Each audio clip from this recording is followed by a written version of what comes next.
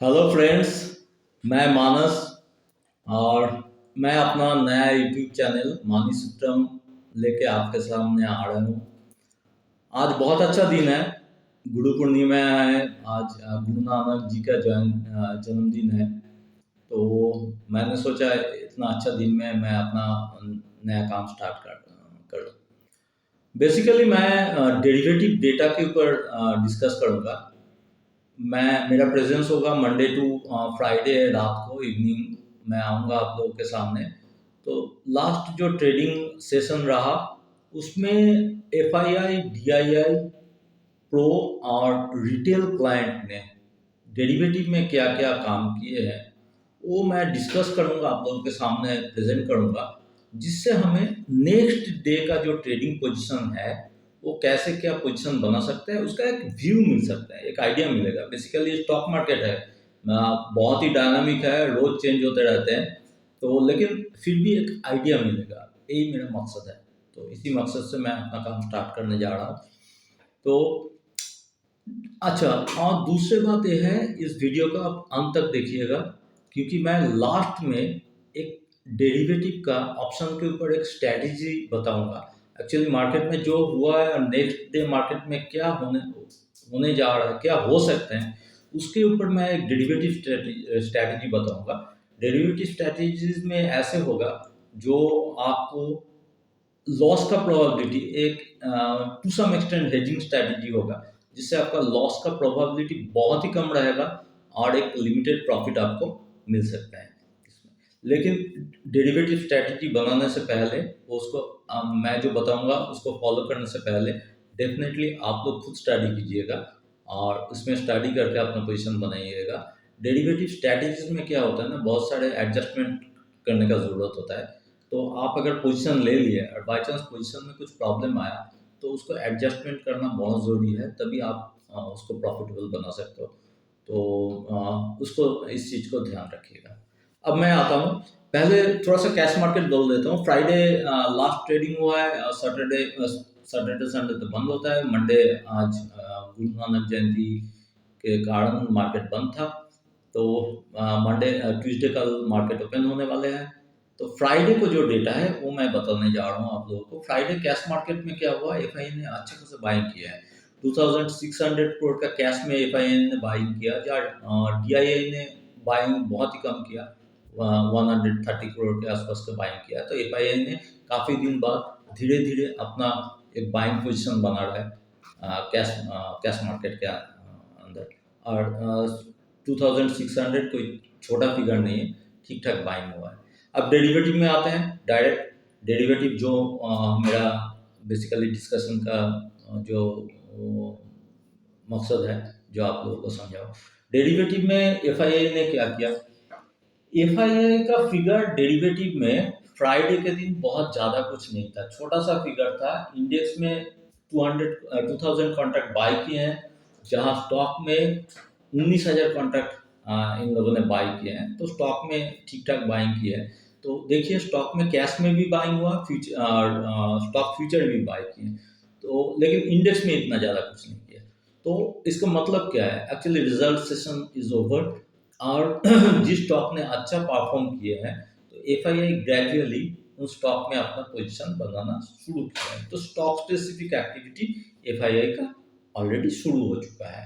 अच्छा, बाकी index call थोड़ा सा 4000 कॉन्ट्रैक्ट बाई किए हैं, पुट 7000 कॉन्ट्रैक्ट बाई किए हैं, और स्टॉक कॉल ना के बराबर 100 कॉन्ट्रैक्ट बाई किए हैं, पुट 3000 कॉन्ट्रैक्ट बाई किए हैं। तो एफआईआई ऑप्शन में बोथ कॉल भी बाई किए हैं, पुट भी बाई किए हैं। तो F I I either side direction एक एक्सपेक्ट कर रहा है, जो दोनों साइड मूवमेंट आ सकते हैं। लेकिन कॉल साइड पे ज़्यादा बाई हुआ है, चाहे वो इंडेक्स हो चाहे वो स्टॉक हो।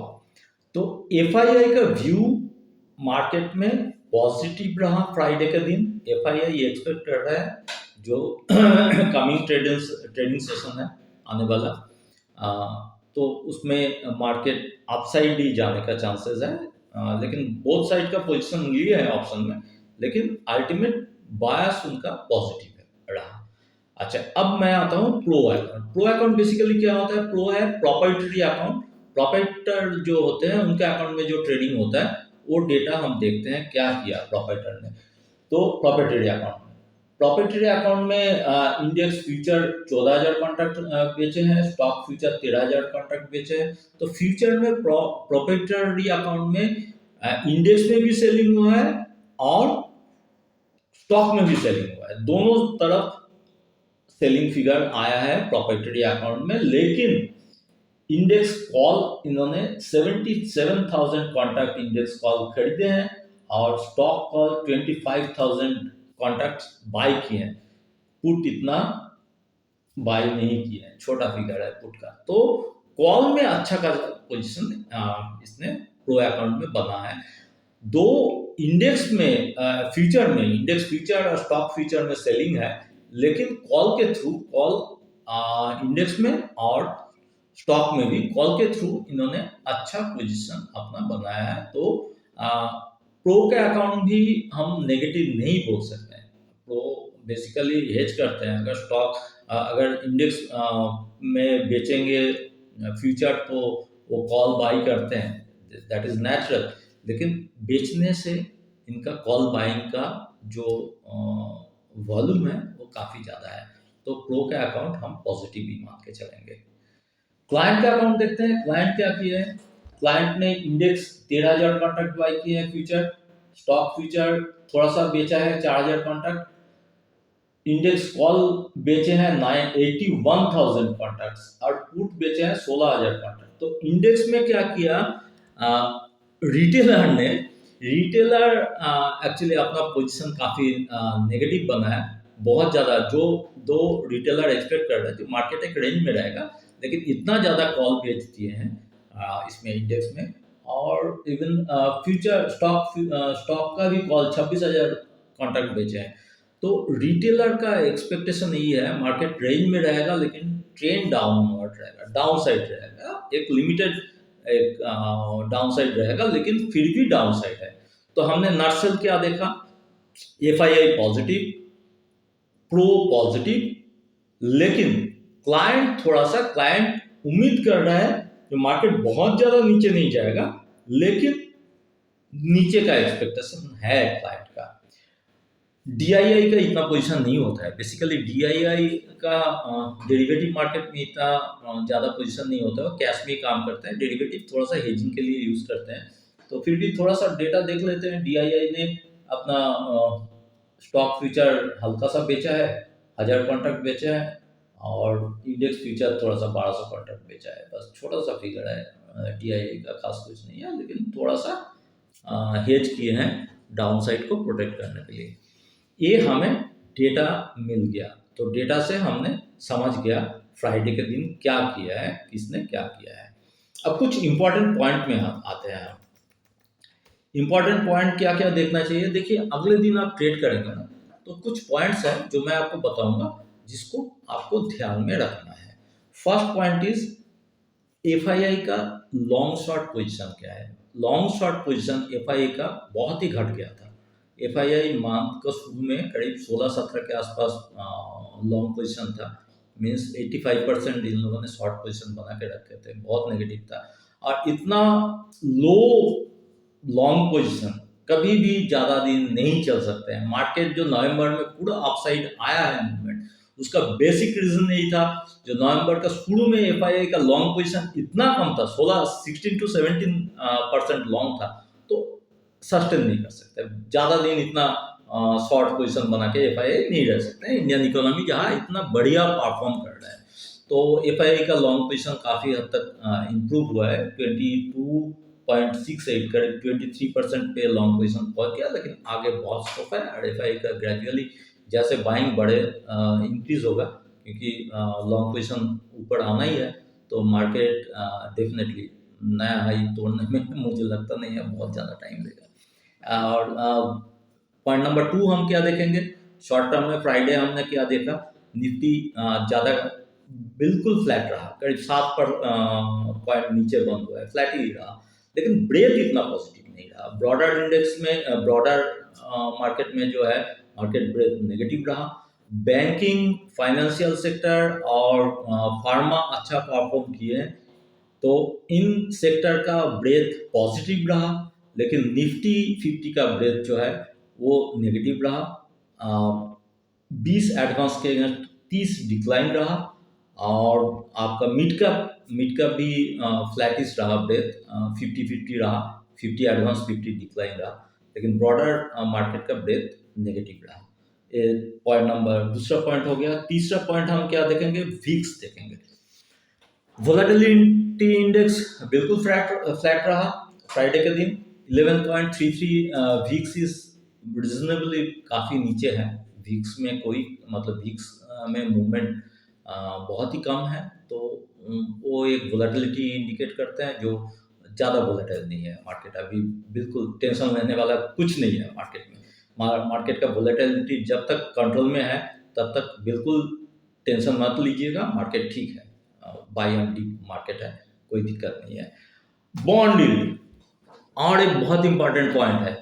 बॉन्ड यील्ड बहुत ज़्यादा हो गया था, जो मार्केट को काफ़ी ज़्यादा टेंशन दे रहा था। एक्चुअली बॉन्ड यील्ड 5 के ऊपर, 2 years and 10 years bond yield 5 के ऊपर पहुंच गया था, जो मार्केट के लिए काफ़ी एक खराब इंडिकेटर है। ये डिटेल एक एक चीज़ ना मैं एक एक अलग अलग वीडियो बना के आप लोगों के सामने रखूँगा, जो आपको समझ में आएगा क्यों हम किस चीज़ में हम मोटिवेट होते हैं और किस डेटा से हम खुश होते हैं, मार्केट में क्या इम्पैक्ट आता है किस डेटा का। ये हम बाद में अलग अलग वीडियो बना के डिस्कस करेंगे, अगर आप लोग जानना चाहते हो तो। तो अभी जो फ्राइडे का जो हम लास्ट बॉन्ड डील देखे हैं, और 2 इयर्स बॉन्ड डील था, क्लोज हुआ है 4.93, 5 से नीचे आया है, लेकिन फिर भी बहुत हाई है और कूल डाउन होना मांगता है, कूल डाउन होना चाहिए। 10 इयर्स बॉन्ड यील्ड 4.45 रहा, और डॉलर इंडेक्स भी कूल डाउन हो रहा है। डॉलर इंडेक्स जो है वो 103.43 है रहा, तो डॉलर इंडेक्स भी और नीचे आना चाहिए और हम उम्मीद कर रहे हैं डॉलर इंडेक्स भी ग्रेजुअली और नीचे आएगा। क्रूड अच्छा खासा कूल डाउन हो रहा है, आज अभी थोड़ा सा ऊपर आया है, रिकवरी दे रहा है, लेकिन क्रूड बहुत बहुत कंफर्ट दे रहा है। इंडियन मार्केट हम एक्चुअली क्रूड को देखते हैं तो क्रूड काफ़ी कंफर्ट दे रहा है। अच्छा, फ्राइडे का अब मैं आ जाता हूँ अपना स्ट्रेटेजी। अच्छा हाँ, और एक पॉइंट आपसे डिस्कस करना है, दैट इज मार्केट का सपोर्ट और रेजिस्टेंस क्या है। मैं मूविंग एवरेज के बेसिस पे पहले बताता हूँ आपको। मूविंग एवरेज जो है ना निफ्टी के लिए, आपका जो है मूविंग एवरेज, हम 50 डे मूविंग एवरेज 19,600 के आसपास है, जो जब तक वो होल्ड भी है तो टेंशन लेने का कोई ज़रूरत नहीं है, उससे काफ़ी ऊपर है। 19,800 पे है, 19,600 पे 50 डे मूविंग एवरेज, कोई दिक्कत वाली बात नहीं है, मतलब काफ़ी कंफर्टेबल लेवल पे है। और bank Nifty actually 200, bank Nifty काफ़ी खड़ा परफॉर्म कर रहा था, और 200 day moving average bank Nifty का है आपका 43,340, और एग्जैक्टली उसी जगह से बैंक निफ्टी लास्ट दो ट्रेडिंग सेशन में आप ऊपर आया है, मतलब वही पे सपोर्ट लेके। और जब तक वो 200 day moving average bank Nifty hold कर रहा है तब तक ठीक है, लेकिन आगे का जो बैंक निफ्टी का रेजिस्टेंस है, that is 50 day moving average, that it comes around 44,080, वो हमें वॉच करना है। उसको जब तक पार नहीं करेंगे तो बैंक निफ्टी में स्ट्रेंथ आना थोड़ा सा मुश्किल है। वो लेवल आपको वॉच करना है, 44,080 लेवल। अच्छा, ओपन इंटरेस्ट हम देखते हैं ऑप्शन में कहाँ है, कौन सा स्ट्राइक प्राइस में है। 19,000 निफ्टी का 19,800 में बोथ कॉल एंड पुट दोनों में अच्छा खासा ओपन इंटरेस्ट बिल्डअप है, और वो एक टग ऑफ वार है। 19,800 को कन्विंसिंगली क्रॉस करके ऊपर सस्टेन होगा तभी मार्केट का अप मूव चालू होगा, और जब तक इसको सस्टेन नहीं करते हैं तब तक थोड़ा सा दिक्कत है, फिर डाउन साइड थोड़ा सा मार्केट को नीचे ला सकते हैं। दिक्कत कुछ नहीं है, मार्केट बहुत अच्छा है, हाँ, लेकिन शॉर्ट टर्म में अभी थोड़ा सा प्रॉफिट बुकिंग आ सकते हैं अगर 19,800 के ऊपर मार्केट सस्टेन नहीं कर पाता है। तो क्योंकि दोनों 19,800 में कॉल राइटर भी बैठे हैं, पुट राइटर भी बैठे हैं, तो दोनों में बुल और बियर में एक फाइट है उसी जगह पे। लेकिन फ्राइडे हमने क्या देखा, थोड़ा सा कॉल राइटर हावी था, कॉल राइटर ज़्यादा थे अलग अलग स्ट्राइक प्राइस में, पुट राइटर इतना ज़्यादा नहीं था फ्राइडे सेशन में। तो ये हो गया आपके मोटा मोटी जो डेटा है। अब मैं स्ट्रैटेजी आता हूँ। स्ट्रैटेजी क्या है, फ्राइडे का डेटा के हिसाब से हमें इनडिसिसिव, इसमें कोई प्रॉपर डिसीजन लेने वाला एक हमें डायरेक्शन नहीं मिल रहा है, नॉन डायरेक्शनल एक व्यू बन रहा है ट्यूसडे के लिए। तो नॉन डायरेक्शनल व्यू में हम क्या कर सकते हैं, कॉल बैक स्प्रेड बना सकते हैं। कॉल बैक स्प्रेड क्या होता है, हम एक at the money by in the money call by करेंगे, उसके against out of money 2 call हम बेच देंगे। क्या कर सकते हैं हम, 19,800 का एक कॉल खरीद सकते हैं जो 90 रुपीज में क्लोज हुआ है, और 19,900 का 2 कॉल बेच सकते हैं जो 45 रुपीज के आसपास है। तो आपका नेट आउटफ्लो क्या रहा, 0। 90 रुपीज में आपने जो कॉल खरीद रहे हो, आप 2 कॉल बेच रहे हो आउट ऑफ मनी 19,900 का, 45 इंटू 2 90 रुपीज आपको मिल गया। तो आपका आउटफ्लो 0 है। अब क्या है, आपका इनकम क्या हो सकता है, आप मार्केट अगर 19,900 तक 3 दिन में एक्सपायरी है, वीकली एक्सपायरी की बात कर रहा हूँ मैं, थर्सडे, तो 3 दिन के अंदर अगर 19,900 के ऊपर क्लोज नहीं होता है तो आपका 90 पॉइंट का प्रॉफिट है कंप्लीटली। 2,000 क्रॉस करने पे आपका रिस्क होता है, 20,000 क्रॉस करने पे 20,000 तक आप बिल्कुल सेफ हो, जो लगता नहीं है 3 दिन में 20,000 मार्केट क्रॉस कर पाएगा। लेकिन आगे इलेक्शन का रिजल्ट है, तो थोड़ा सा हमें सावधान रहना है। ये ट्यूसडे के लिए मैंने आपको बताया जो स्ट्रैटेजी है, देख लीजिएगा। गुड नाइट, आज के लिए इतना ही है। Okay, thank you, good night.